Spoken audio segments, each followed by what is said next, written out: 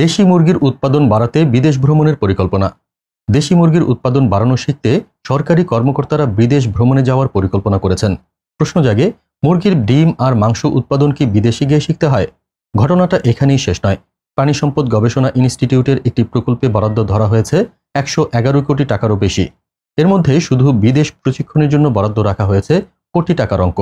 কিন্তু কোন দেশে কাদের নিয়ে কি শেখানো হবে তার কিছুই উল্লেখ নেই। পরিকল্পনা কমিশন বলছে, এই প্রকল্পে গবেষণার বদলে ঢুকিয়ে দেওয়া হয়েছে অপ্রয়োজনীয় নানা খাত, মোটরসাইকেল কেনা থেকে শুরু করে আসবাব, ভ্রমণ ভাতা, এমনকি প্রিন্টিং পাবলিকেশন। কমিশনের সুপারিশ ছিল ৩০ কোটি টাকায় সীমাবদ্ধ রাখতে, অথচ ব্যয় দেখানো হয়েছে ৩ গুণেরও বেশি। অবশেষে সব রহস্য ফাঁস হলো। দেশি মুরগির নামে প্রকল্পের মূল ফোকাস গবেষণা নয়, বরং বিদেশ ভ্রমণ আর ব্যয়ের অস্বচ্ছ খেলা। প্রশ্ন হলো, সাধারণ মানুষের করের টাকা যদি এমন অস্বচ্ছ প্রকল্পে খরচ হয়, তবে কৃষি ও খামারের প্রকৃত উন্নয়ন কোথায় গিয়ে দাঁড়ায়?